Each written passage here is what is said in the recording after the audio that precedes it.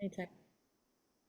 Hi, good evening, everyone. Welcome to our another session of Wednesday webinar. Today, I have with me my good friend, Dr. Rosna. Rosna and I always chat during the breakfast when I go to Sunway, and we always have a good laugh. So she's actually can you tell us more about yourself, please, Rosna? Oh, sorry. Good evening, everyone. My name is Rosnawati Yahya. I actually just joined Sunway about in November 2023. I've been visiting nephrologists to Sunway since November 2019. So I've been here for quite some time. I just retired from Ministry of Health in January 2024.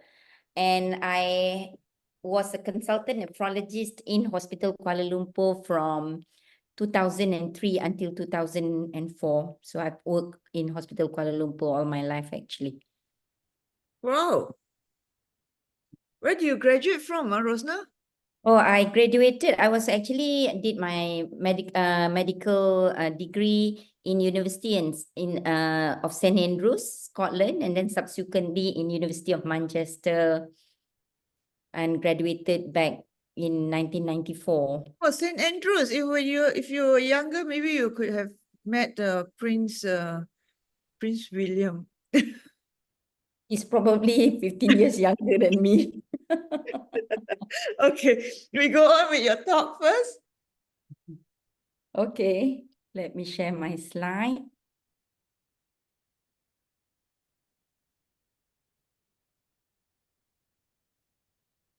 Okay, is my slide projecting? Yes. Okay. Thank you very much, Betty, for the kind invitation. I'm so happy you came and agreed. Thank you. And before I jump into the topic of legal and ethical issue in nephrology itself, I would like just to share with you the bulk of nephrology work these days. So the biggest bulk of nephrology work are basically dealing with patients with chronic kidney disease. And chronic kidney disease is a growing global problem, with 850 million people are estimated to have CKD worldwide. 33% increase in global prevalence of CKD between 1990 to 2017 within the period of 27 years.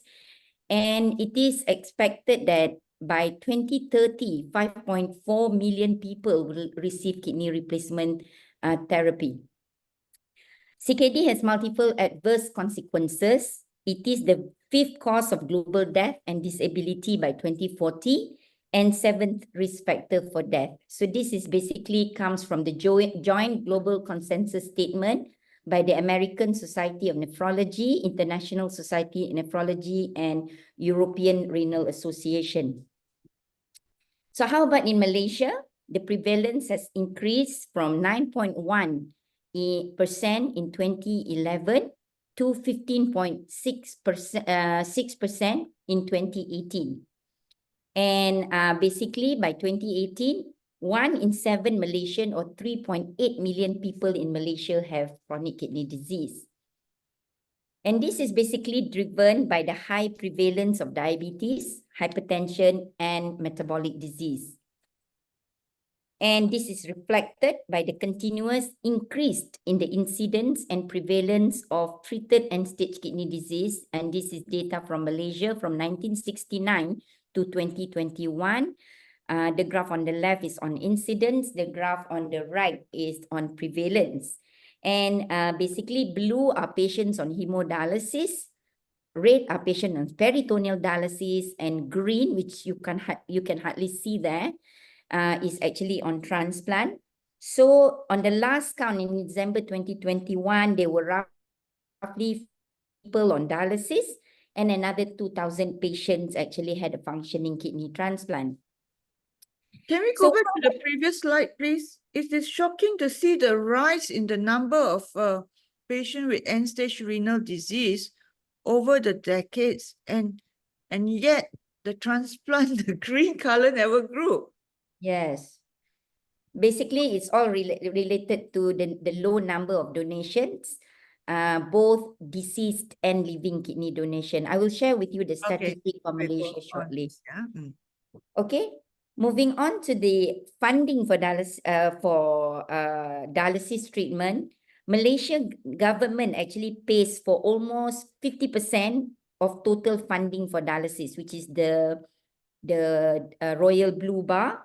This is followed by SOCSO, which roughly paid about 25%, and the others are supported by either religious organizations such as Zakat, Baitul Mal, self-funded non-governmental organizations such as National Kidney Foundation, Rotary Club, and other charities.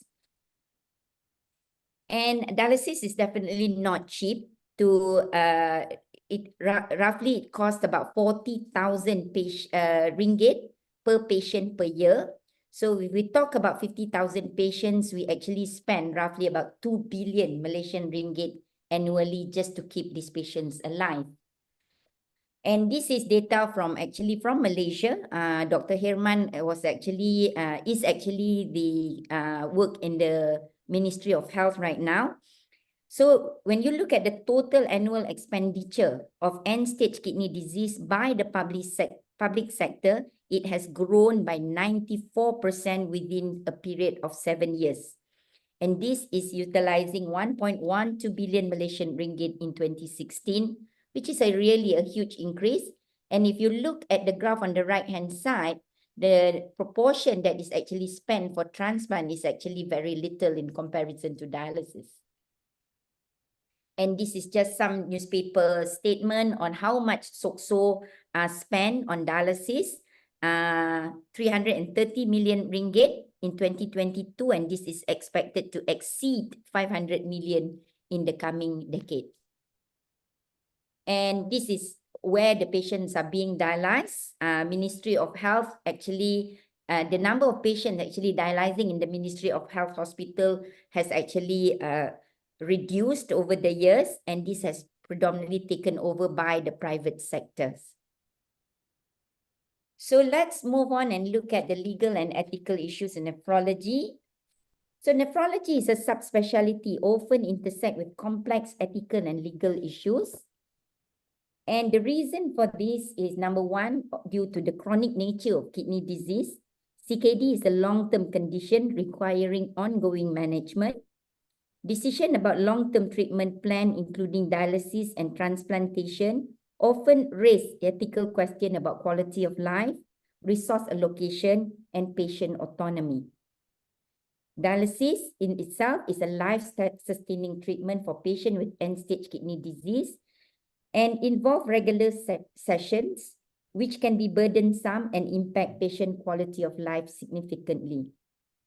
Ethical dilemmas arise regarding the initiation, continuation, and withdrawal of dialysis, especially in cases where patients have diminished capacity to make decisions. And kidney transplantation involves numerous ethical and legal considerations, including organ allocation, consent for donation, living donor issues, and managing the transplant waiting list. And there is a constant need to balance fairness, equity, and medical urgency, especially when you talked about deceased donor allocations. Resource allocation, as we know, nephrology often involves expensive treatment and limited resources. Deciding how to allocate these resources fairly and efficiently can pose significant ethical challenges, especially in healthcare system with constrained budgets. Okay, the next one, the other issues that we frequently face is managing end-of-life care for patients with advanced kidney disease. And this involves difficult decisions about withholding or withdrawing treatment, provision of palliative care, respecting patients' wishes, and advance directive. Especially we now seeing more and more older people needing dialysis in the future. If I have time at the end of this lecture, after dealing with the transplant section, I would like to just touch a little bit on end-of-life care. Okay. The next one is on informed consent and autonomy, ensuring that patients understand their diagnosis, treatment options, and potential outcomes is crucial. And this can be particularly challenging in nephrology due to the complexity of the conditions and treatment and the potential for cognitive impairment in some patients. And we also need to address the vulnerable populations. Patient with kidney disease often belongs to this group of people, including the elderly, those with multiple comorbidities, and socio-economically disadvantaged group. And protecting these patients' right and ensuring equitable access to care is a major ethical concern. And the last one on clinical trials and research. Whenever we conduct research in nephrology, this will involve ethical consideration around patient consent, risk-benefit analysis, and the selection of appropriate study populations. Ensuring ethical standards in clinical trial is critical for advancing treatment while protecting patients' rights. So these are among all the areas it's impossible to cover in this 1 hour. So what we will focus on will be predominantly on transplantations. Addressing these issues requires a careful balance of ethical principles such as beneficence, non-maleficence, autonomy, and justice, alongside legal considerations to ensure patients actually receive fair, respectful, and competent care. So this slide basically summarizes options of kidney replacement therapy. Of course, the best treatment would be preemptive kidney transplantation. Any patients who are deemed suitable for kidney transplantation and have a potential living donor should be referred for possible preemptive kidney transplantations. Preparing patients for kidney transplant do take time, so it is strongly encouraged that these patients are actually referred early when they actually reach CKD stage 4 at GFR about 30 mL per minute. If no available living donors, they can be offered either peritoneal dialysis or hemodialysis. Once the donor come forward, then can be considered for kidney transplantation later, or they can be listed for deceased donor transplantations. In all frail and patients with multiple comorbidities, such as advanced cancers, advanced cardiac disease, the option of palliative care should be discussed. Informed consent on various modalities, its risk and benefit needs to be discussed in depth.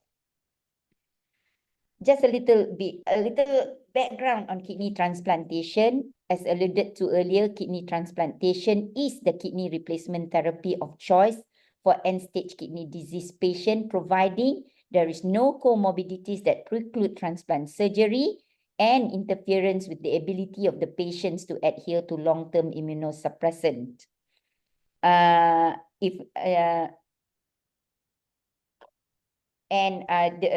Basically, transplantation offers better survival, improved quality of life, and in the long run, cheaper than staying on dialysis. So basically, if you see this graph, mortality is significantly reduced in transplant recipient compared to those patients who are listed for transplantation but remain on dialysis. For deceased donor transplant recipient, the mortality is higher during the first 3 months or post-transplantation, and subsequently the risk will reduce throughout their life. So the first 3 months are actually very crucial. So where are the sources of the donor? 2 sources. The first one is the living donor. Living donor is a person who chooses to donate one of their kidneys while the donor is still alive. The donor is usually a brother, sister, parent, spouse, adult child, or a very close friend of the recipient. Other family member, cousins, in-laws, friends, this group of people will need a special approval from the Ministry of Health under this committee called Unrelated Transplant Approval Committee. For deceased donor in Malaysia, the number of deceased donor has been extremely low, ranging between 30 to 50 donors per year. Kidneys are removed only with consent of the next of kin. Deceased donor usually have died as a result of an accident with traumatic brain injury or stroke. On average, the waiting time for a kidney in Malaysia is roughly between 8 to 12 years. Wow, that's a long time. Very long time. What is the waiting list like now? Actually, we have been very selective. We actually have removed many people who and choose the people that we think survive the longest in the waiting list right now. So there's roughly about 10,000 patients on the waiting list. Okay, we go on. Okay. Okay. I showed this to you just now. Yes. Despite being the best modality of treatment for end-stage kidney disease, you can see that kidney transplant account less than 5% of all kidney replacement therapy in Malaysia, which is the green bar, which you can't hardly see actually. Okay, so this is the breakdown of all transplant performed in Malaysia. The top graph represents transplant done locally. Red is from the living donor, and the green is from the deceased donor. I'm happy to say that the number has actually increased in the last 2 years after we recovered from COVID. The pink one is not something that I'm proud of. These are the illegal or the transplant commercialization, where this patient actually go outside and buy the kidneys. And each type of transplant poses ethical and legal issues, which I will elaborate in the subsequent slides. So these are the places of transplant in Malaysia. The yellow one are the government hospital, HKL and Selayang. As you can see, HKL do the most transplant, followed by Selayang, followed by University Malaya Medical Center. And there are a few private hospitals that actually perform kidney transplant. Prince Court, Sunway, Mahkota, Gleneagle has stopped for a while now. Okay, let's get into the topics that we are supposed to talk in tonight. Okay, this slide basically is one of the most important slides in this entire presentation. Basically, it summarizes all the documents that we have in place that dictates the legislative and ethical framework on organ and tissue donation and transplantation in Malaysia. I've divided them into legislation, local policy, international policy, and proposed new law. Legislative document include the Human Tissue Act 1974, Anti-Trafficking in Person Act 2007, Private Healthcare Facility and Services Act 1997, and the Medical Act 1971. I will elaborate all these documents in the relevant section later. For local policy, we have the National Organ Tissue and Cell Transplant Policy 2007, and this document is currently undergoing revision. The Malaysian Medical Council Guideline on Organ Transplantation. We have Unrelated Living Organ Donation Policy and Procedure, which was produced by the Ministry of Health, and Policy on the Supply of Immunosuppression to overseas transplant. For international policy, we have adopted WHO Guiding Principle on Human Cell, Tissue, and Organ Transplantation. And we also abide to the Declaration of Istanbul on Organ Trafficking and Transplant Tourism, TTS and ISN 2008, which I will elaborate later. The proposed new law, the draft document has been prepared for quite some time, but still sits in the MOH and it's not yet tabled out at the parliament. Okay, so this is basically the most important document. This is the National Organ, Tissue and Cell Transplant Policy, which is the main source of reference for organ and tissue transplant in Malaysia since 2007. As I mentioned earlier, this document is currently undergoing revision, and we should see the updated policy in the near future. So the main objective of this policy is to promote organ and tissue cell transplantation, to promote this disease organ and tissue donation and transplant in the country, as well as to ensure transparent and equitable access to transplantation. Living kidney donation is actually considered as an established treatment for end-stage kidney disease. It is accepted in different Sorry. Go sorry. on. It is accepted in different national and international transplant community, provided that it is safe for the donor. Parental organ donation is considered a noble act versus principle of do no harm. And living donor transplantation for kidney is generally accepted when there is minimal risk versus substantial benefit. In Malaysia, there is absolutely no legislation directly governing living kidney donation available. We don't have any law to govern living kidney donation. In fact, when I was the president of Malaysian Society of Transplantation a few years ago, I actually received an email from a lawyer office. This particular law firm actually, the one that always summons the doctor, P.S. Ranjan. He actually highlighted to me of the absence of legislation to enable the doctors to protect themselves should anything goes wrong with living kidney donation. So this is something that we really need to look into. What does that mean that you don't have any legislation? There is absolutely no law to allow us to perform, to take out an organ from a healthy person. Okay, but you do have a law that certain, like for example, cousins or in-laws need That's not a law, it's a policy. I see.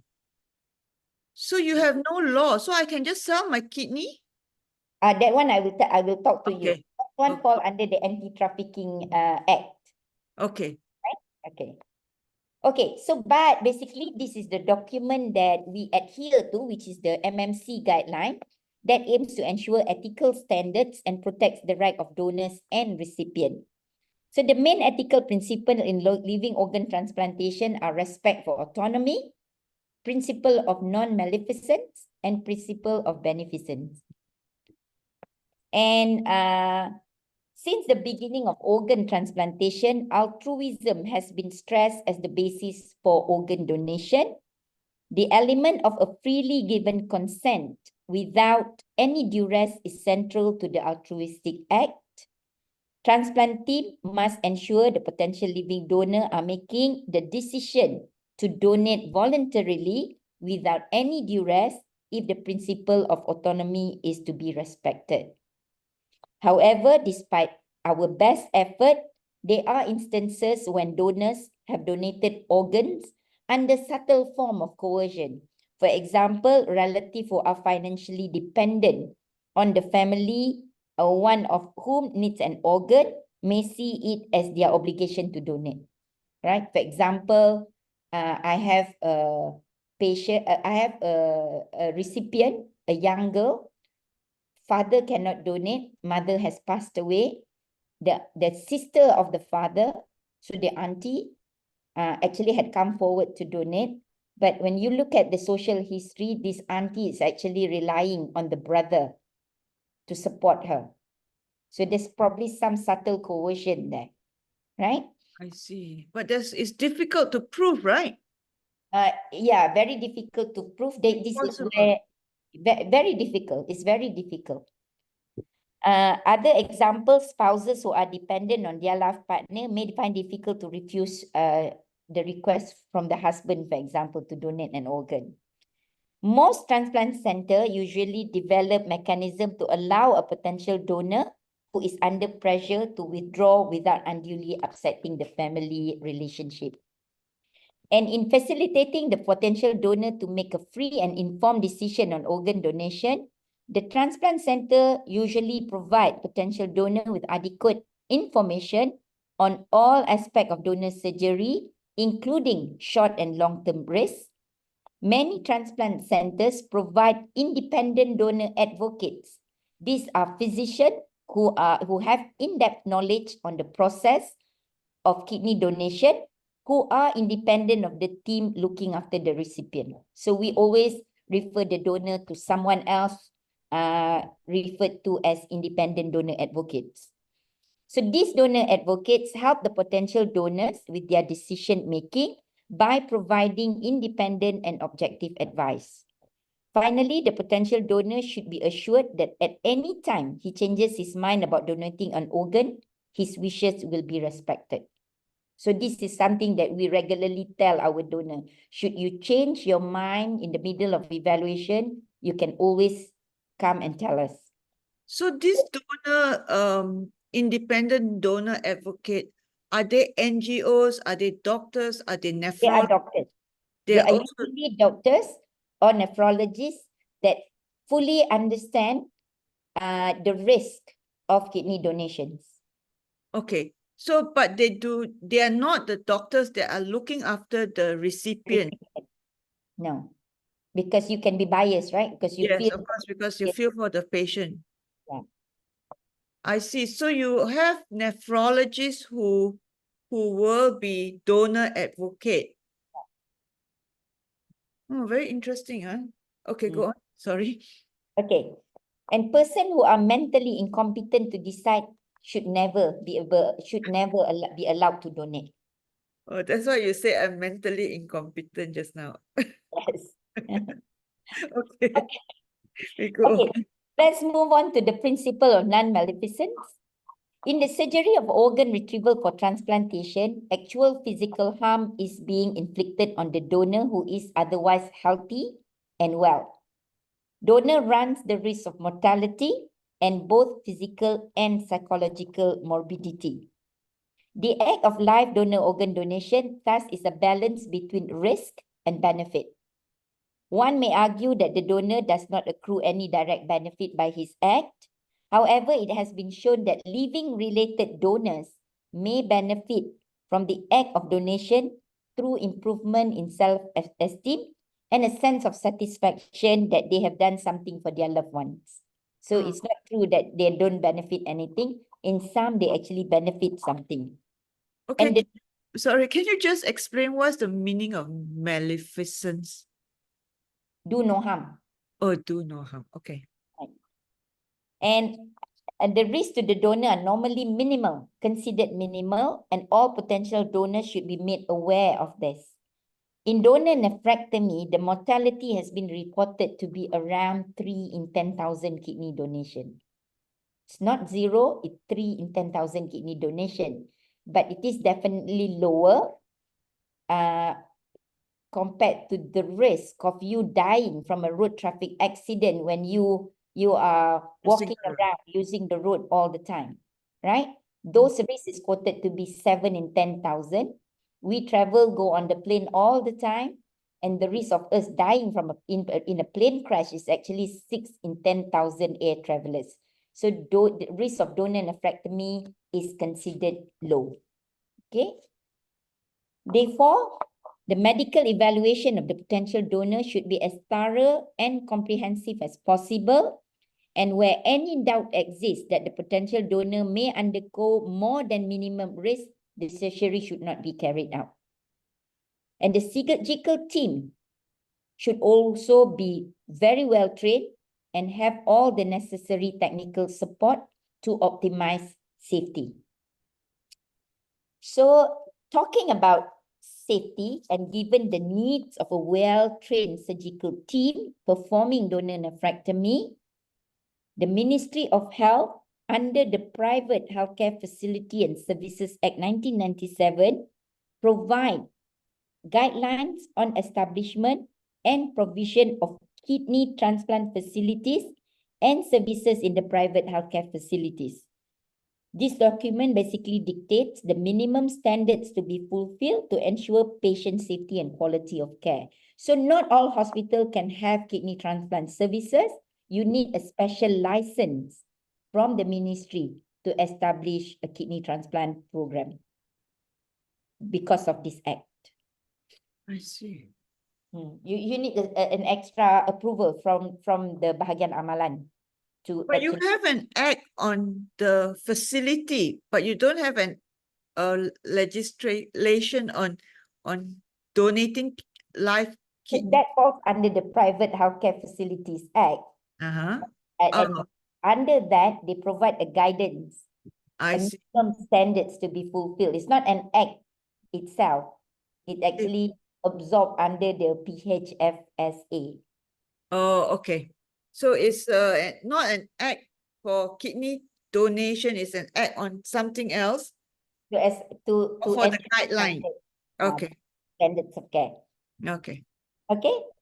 So next, I'll move on to the principle of beneficence. This principle dictates us to do good for others, especially when there is no risk involved for the benefactor. So in the context of living organ donation, the goal of beneficence may override that of non-maleficence if the probability of benefit greatly outweigh the risk. So if the donor has a minimum risk, but by taking this kidney, the patient actually have a better quality of life, longer survival. So that is actually fulfill the principle of beneficence. Right. So I'm just going to show you a few cases, to demonstrate all this. The first one is a 44 years old lady. She's a teacher. She's a potential donor to her eldest son. Her husband has been disqualified due to diabetes.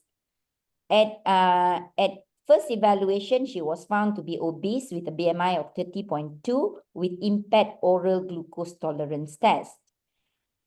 Family history point of view, father was non-diabetic, but mother was diabetic.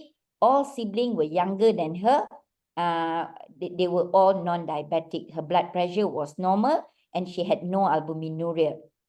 So given this history, BMI of 30.2, she had impaired OGTT, which is considered a relative contraindication for kidney donation. Her risk of diabetes in 10 years is roughly about 20%, and diabetes with single kidney increases the risk of kidney failure post-kidney donation. So this donor was disqualified given the higher long-term risk compared to other potential donor. So she came forward and seek a second opinion. So she came to my hospital and asked us and persuade us to do it. Okay, so this is where sometimes the importance to separate donor and recipient, right? But I need to understand if I am going to take the risk to take her kidney, I need to understand what is the non-maleficent and beneficence balance here. So the recipient is a 17 years old young boy, Form 5 student, primary disease was IgA nephropathy. And at the point when she came and see me, she was very, very concerned about her son because she has had recurrent admission 3 times in 3 months with fluid overload.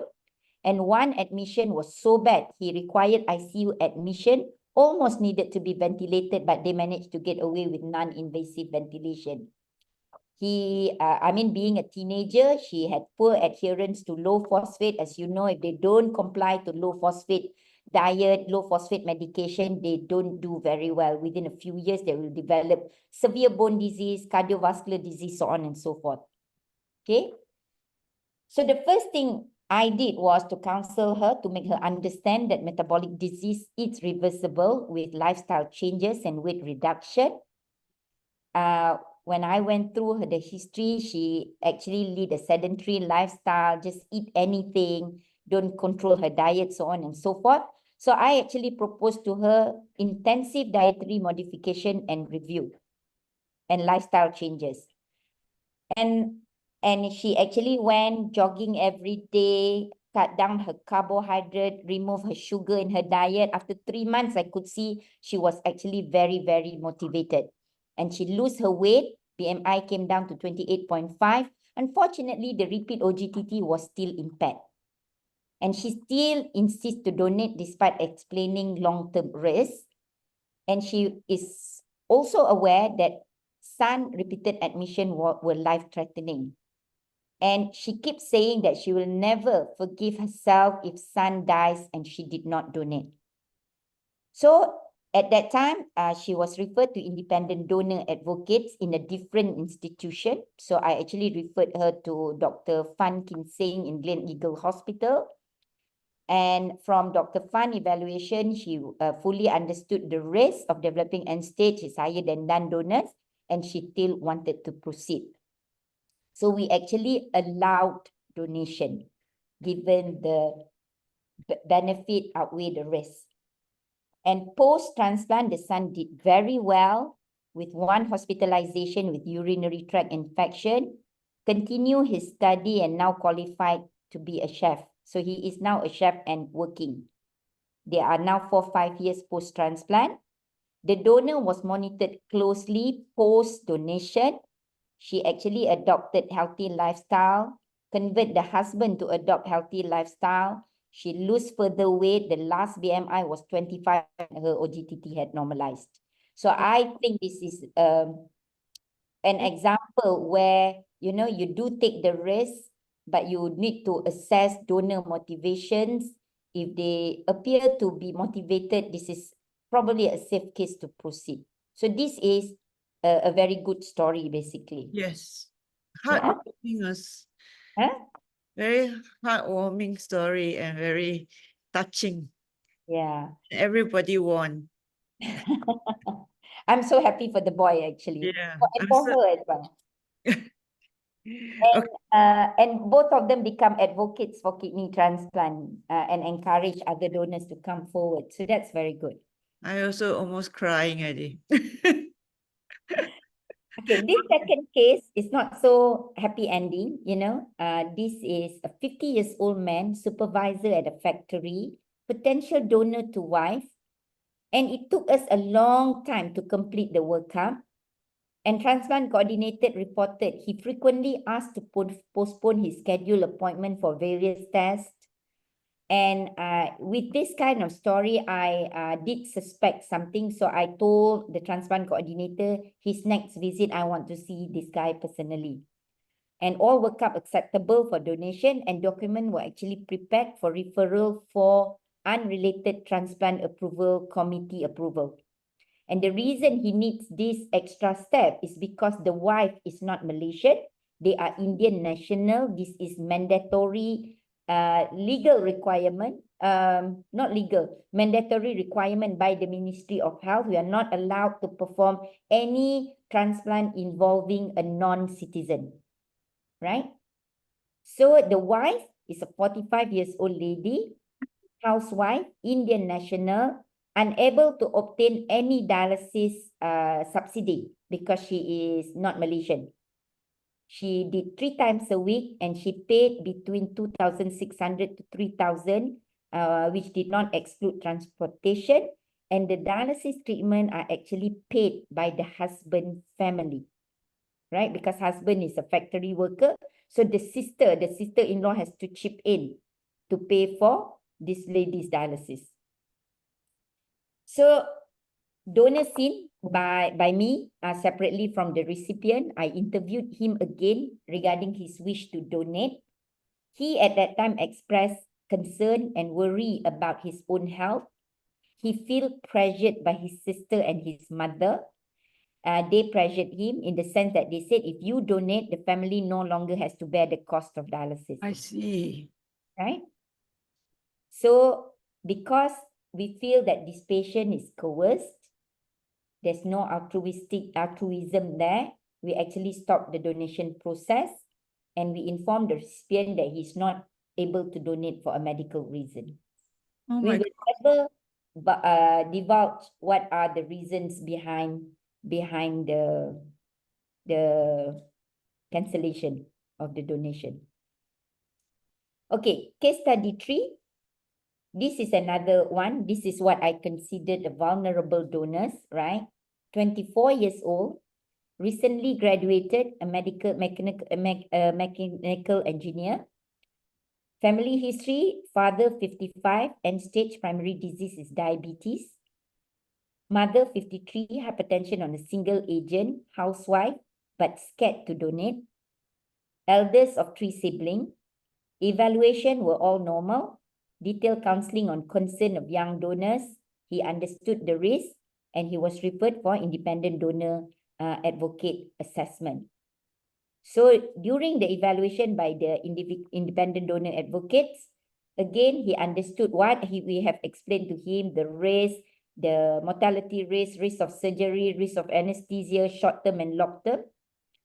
But during the meeting with independent donor advocate, he feels he is coerced as the father is the only breadwinner and he still have younger siblings that the father has to support and mother has refused to donate. And he said, what option do I have? Right? So he was worried with his long-term risk. So the decision was not to proceed with donation. And when we met the family, we told the parents that we couldn't proceed because there are some abnormalities in the medical workup that put him at higher risk. So the family understood, and subsequently the mother actually, despite her being scared of the surgery, had came forward to donate. Oh, I think that's the right thing to do, lah. Yeah. How come a spouse can donate so easily to the father? It's not related, right? It's not related. Now HLA match, of course, it's important, but because of the improvement in immunosuppressant, we now have very, very good immunosuppressant. And our rejection rate had come down remarkably. Right? See. So all this matching that we talked about, of course, if you have full match, that will be the best, but we still can proceed even if you don't have a match. I see. So that's very important for everyone to know, because you know, when we studied medicine like 30 years ago, it was like usually related parents or siblings. Yeah.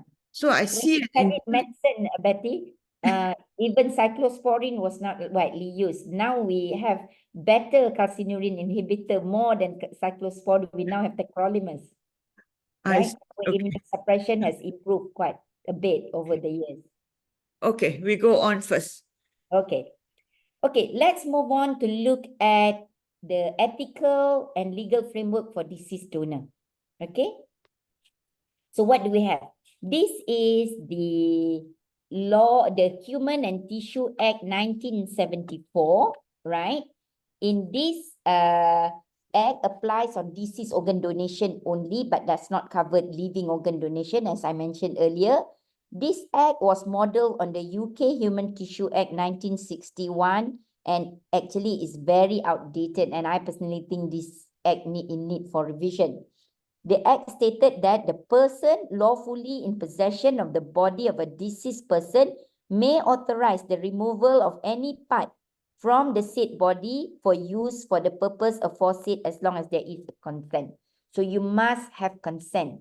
In Malaysia, we still practicing opt-in. We don't practicing opt-out. I'm not sure if you know about what opt-in and opt-out is. For example, there are countries, many countries have moved out to opt-out, meaning everybody are considered donor unless you don't want to be a donor. Whereas opt-in, at the time of death, while you are alive, you can be an organ pledger, so people know your wishes that you want to donate at the time of death, or your next of kin can actually provide consent for you, right? How do we change this opt-in to opt-out? Okay. We have been talking about this for years. We can change to opt-out, but we really need to understand, we need to study our local population perceptions on organ donation. We can't change law just like that overnight because, for example, in UK, when they do it, it is successful. In Singapore, they have changed it, but the organ donation rate remains the same. In Brazil, when they change it, it backfire because the public was not ready to accept this and the country actually forced it on them, right? Everybody must donate, right? Within a couple of years, they have to pull it back because nobody will accept it. Even the medical fraternity didn't accept it in Brazil. So we have to be careful about this. We've been talking about this. So at the moment, what Malaysian Society of Transplantation trying to do is create more and more and more awareness. And we will see if our populations, actually our public accept this concept of donating after death, then we probably can move towards opt-out at that point in time, I think. I think I want to create more awareness, definitely. Yeah, definitely. Okay, we go on. Okay. So the most important ethical principle in deceased organ donation to me is actually the principle of justice. So this is relevant to the allocation of organ as it calls for a fair, equitable, and appropriate treatment in the light of what is due to the patient based on his failing health and not influenced by other factors like usefulness to society, social standing, and so on. So we put everybody in that waiting list. But how do you prioritize? Right? For a long time, we allocate based on dialysis duration. Not because we wanted it that way, but because the immunology requirement, we cannot put it in to the allocation system because the immunology service in this country is not updated, basically, right? So for a long time, the allocation was actually based on dialysis duration. And these people have a lot of comorbidities and the outcome wasn't very good. So this is data from 2009 to 2018. The green bars is number of deceased donor. You can see it fluctuates quite low, 50 a year at the most, right? 50 a year. And you see the number of people waiting at that time. Okay, so this has created a huge gap in demand and supply. So because of this, we have to be more selective on who actually can be in the waiting list, right? So as I mentioned, kidney is a rare comorbidities, and the allocation of scarce resources like this should not only be fair, but should also be based on good medical judgment and equity, which is social justice.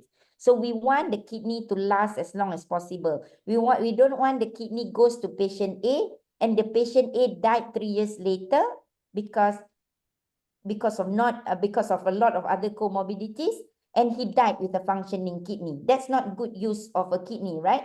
So what we want, the kidney to fail first, patient go back on dialysis, and he died. So you actually optimize the length of the kidney being used. So because of that, you need to choose the patient who we think is going to survive the longest. The younger patients? Yeah, younger patient, maybe shorter dialysis duration. So we now tend to use a formula to calculate. There is a predictor, a mathematical formula that you can actually predict which patient is going to live the longest. Oh. Yeah. So US use that formula. It's called a mathematical formula, which is called estimated post-transplant survival. So we put several factors in, for example, the age of the patient, whether they are diabetic or not, whether they have previous transplant or not, and their dialysis duration into that formula. And we calculate. So we risk estimate the patient who's going to die first, who's going to do well after transplant, basically. Okay, I'm not going to elaborate on that because that is a big work in itself. The last one I want to talk about is transplant commercialization. Okay, so what drives transplant commercialization? In the 1980s, the introduction, in the 1980s, survival of transplanted kidneys improved remarkably with the introduction of newer immunosuppressants. At the same time, it is well known that kidney transplant patients enjoy a better quality of life and improve survival compared to remaining on dialysis. And the demand of kidney transplant increased, but the supply from cadaveric kidneys remained low. And this led to the phenomenon of selling of organs by the poor. This became rife in some of the third world and developing countries, And rich patients from other parts of the world went to countries like India, Pakistan, or the Philippines to purchase organ for transplant. So this was the initial transplant commercialization. And the sale of organs became a lucrative trade for some except that the donor, who were often paid a small sum for his kidney while the middleman profited. So the rampant commercialization and exploitation of the poor shocked the international transplant community and the International Society of Transplantation, and many national society basically condemned the practice. So transplant commercialization is basically defined by the Declaration of Istanbul on organ trafficking and transplant tourism as a policy or practice in which an organ is treated as commodity, including by being bought or sold or used for material gain. So this is basically the definition of transplant commercialization. Right. This book, I'm not sure if you have read it, but you can actually get it online, called The Bloody Harvest. This book described the mercy killing of Falun Gong practitioner in China over petty crime for organs. Oh my And China, God. yeah. And China was condemned for this practice for many years. I still remember I went to the Transplant Society Congress in Sydney back in 2008. This Falun Gong practitioner was doing a demonstration outside the convention center, asking the International Transplant Society to do something to stop China from harvesting organ from this Falun Gong practitioner who were executed for petty crimes, right? It is pretty bad actually. That goes on for quite some time. And China started to drop their practices when they tried to bid for the Olympic Games back in 2008. Right? So basically the Olympics said, you stop this practice, only then Commonwealth come to China. And this was basically all the newspaper cutting. Falun Dafa is the Falun Gong practitioner, basically. And this is the demonstration that goes all over the world, actually, to asking China government to stop that practice. And these are just some of the newspaper cutting on these practices in Thailand and Cambodia. Cambodia now is the major place people go to get a transplant, to buy kidneys. Right, this is the number of overseas transplant over the years. You can see it was peaked in the 1980s, mid-1980s to 2010, 2012. And the decline there was because the demand of the International Transplant Society asking China government to stop. So if you look at where the practice are, you can see that China have stopped, practically none, right? Only one in 2003. But since 2017, you can see 2015, Cambodia has started actually doing quite a lot, quite a lot of this transplant commercialization over the years. These are living donors, right? In Cambodia, is living. In China, those days was executed prisoner. Okay. So this number is going to be like that, and I don't think Cambodia will stop, to be honest. Okay. So the Declaration of Istanbul was basically created at the Istanbul Summit on Organ Trafficking and Transplant Tourism, held from 30th April to 1st of May 2008 in Istanbul, Turkey. The declaration clarifies the issues of transplant tourism, trafficking, and commercialism, and provide ethical guidelines for practice in organ donation and transplantation. Since the creation of the declaration, over 100 countries have endorsed the principle, and that include Malaysia. Some nations have subsequently strengthened their law against commercial organ trade, and these include China, Israel, Philippines, and Pakistan. So in Malaysia, transplant commercialization is not practiced at all. This is the law, the Anti-Trafficking in Person and Anti-Smuggling of Migrant Act 2007, Act 670 clearly define exploitation include the removal of human organ, right? So there comes this policy on unrelated living organ donation. This is our Ministry of Health policy. Describe the procedure of living unrelated organ donation with the main objective to safeguard the interests and welfare of living organ donors, to preserve ethical and professional standards in organ donation and transplantation in the country, and to ensure living donors are adequately and appropriately informed about the surgical procedures, and to ensure that the living donors receive adequate and appropriate medical, psychiatric, and psychosocial evaluation before the surgical procedure, and which is in line with the WHO guiding principle on organ donation. So in Malaysia, only first degree and second degree can donate without going through this committee. If you have a third degree relative, for example, your cousin wants to donate, your in-law wants to donate, then you have to undergo an evaluation by this committee for approval. Only then we can proceed, right? So this is the last policy that I want to share with you. Since 2012, free supply of immunosuppressant from Ministry of Health of hospital to overseas transplant patient have been discontinued, and this is to discourage patient from going for commercial transplantation. Prior to 2012, patients who come back from China for with transplantation from China actually can get immunosuppression from Ministry of Health. So since 2012, this practice has been stopped completely, right? And these are just some newspaper cutting in Malaysia clearly state our MOH stance of the on the subject.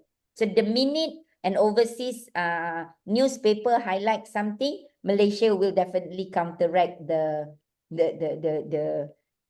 news, right? And DG will always come to deny all this organ trade practice in Malaysia, right?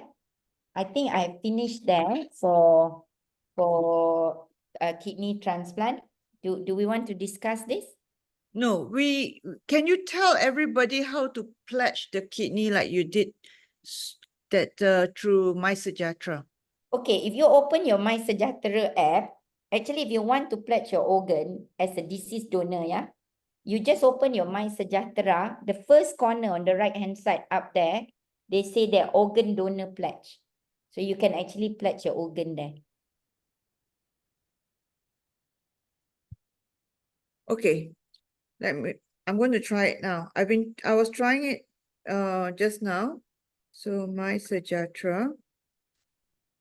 Okay, Malaysian. They need a passport number. Date of birth. I see.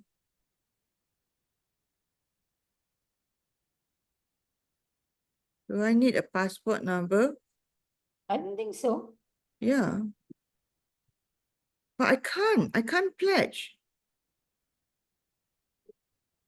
I can't pledge. Oh, let's see this tomorrow. Yeah, I'll do Yeah. it tomorrow. Yeah, I can't save it to pledge. Wait, let me try again. Kindly update your birthday. No, I can't pledge. Okay, my birthday. Okay, everybody try to pledge, please. Okay, that's very important. We need to create more awareness. Anyway, are there any questions? There's one question. Dr. Casey Nair asked, why do in-laws require permission? Okay, the reason being is that they want to ensure there's no transaction is happening. They want, say for example, I'm a doctor, right? My brother cannot donate. Now my in-law wants to donate, but my in-law comes from an inferior background socially. So they want to make sure there's no commercial transaction of such. So they will evaluate that.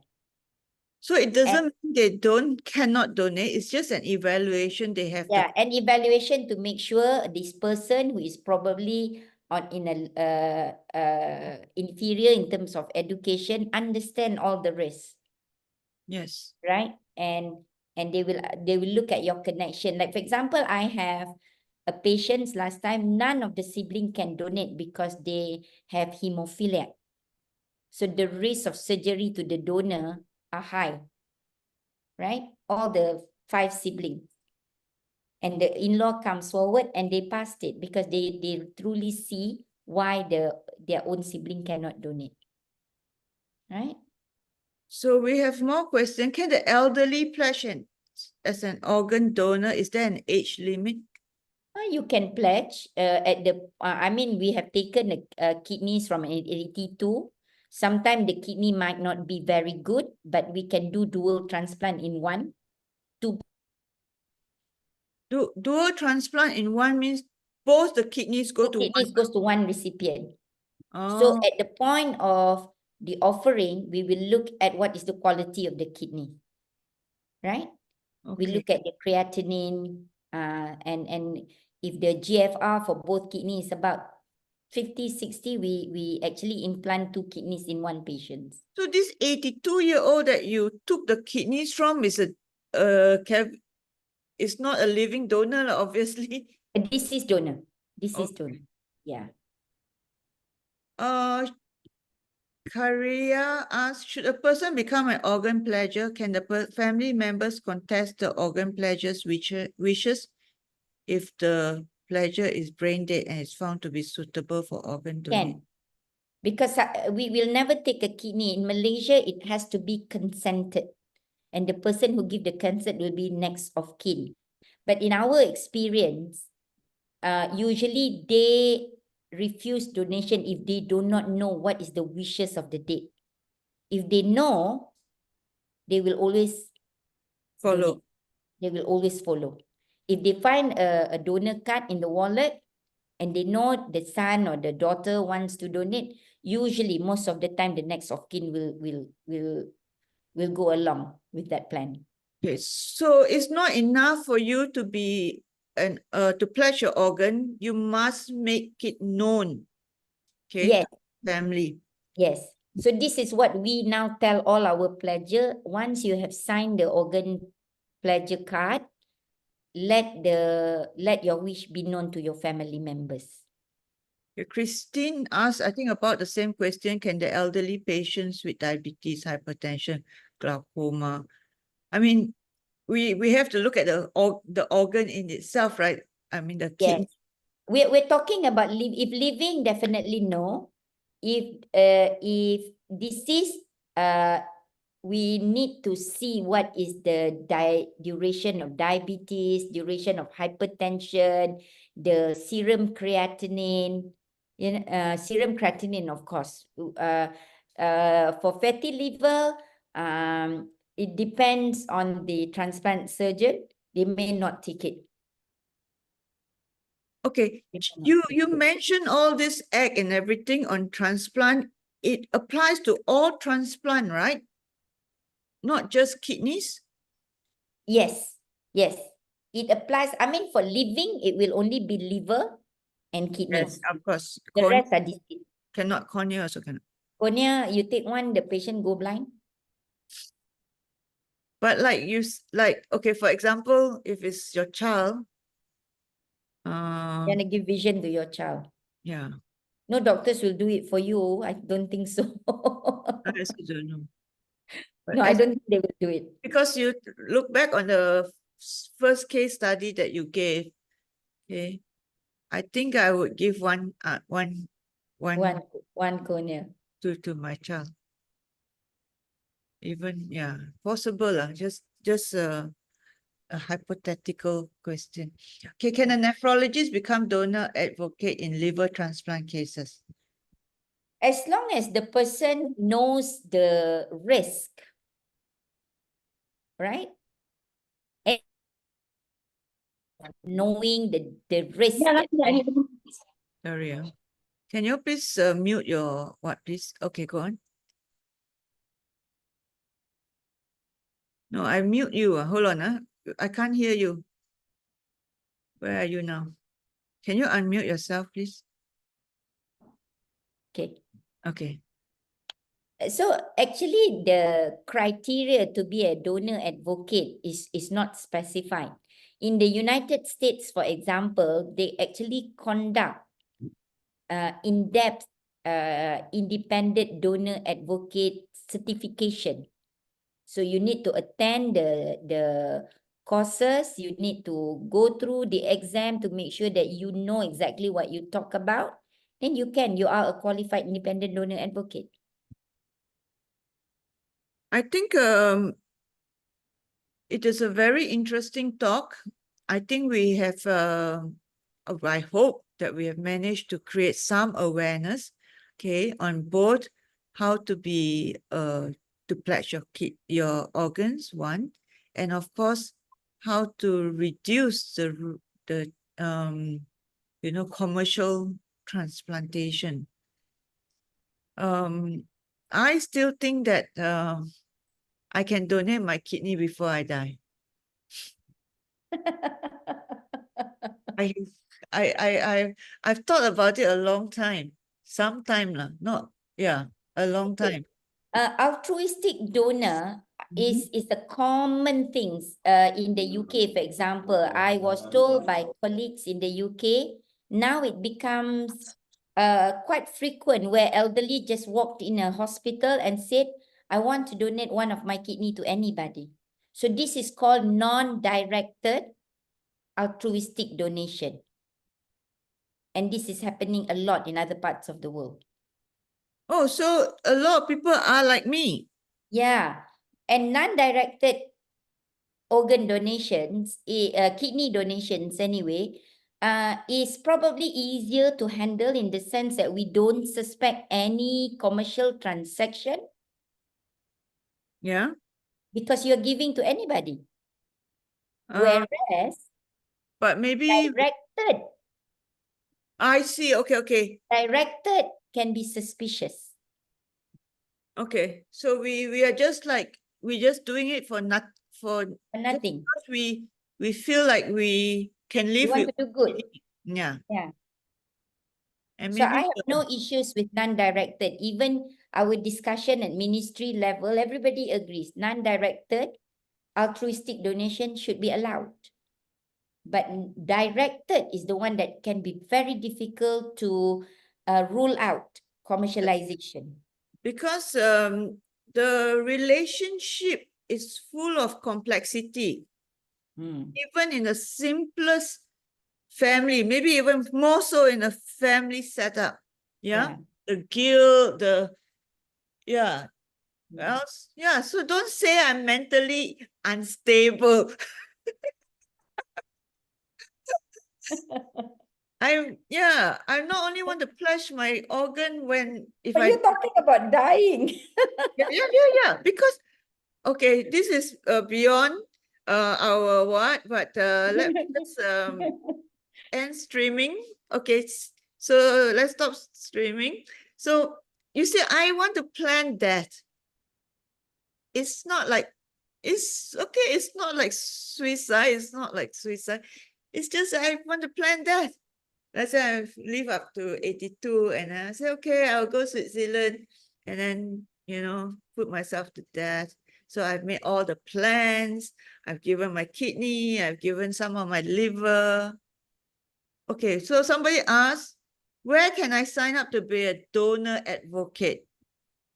Oh, donor advocate. Oh, are you a doctor? Are you a nephrologist? Actually, we can train people to be donor advocate, to be independent. Yes. Yeah, because We if it, can yeah, we can actually run a course for people to come, learn about all the risks of kidney donation, liver donation to enable you to be a donor advocate. For bone marrow transplant, do we need to sign up to the pledge? So you can, bone marrow, you can donate. Bone marrow donation is quite easy, so there's no much surgery involved. So But still risk of acquiring your blood. I guess stem cell is not bad, but bone marrow, you still have to do a bone marrow biopsy. So there's still risk involved. Yeah, but not like, it's also under heavy sedation or local anesthesia. So But it's, the risk is minimal. yeah, The risk the is risk very is minimal. minimal. So it's easier to get family to donate. Hmm. Yeah. Okay, what's the Yeah. prior controversy with retroplants? What? I don't know what's. What's the prior controversy in retransplantation Oh, of more kidneys? retransplantation of, I, I don't know what is the question. Yeah.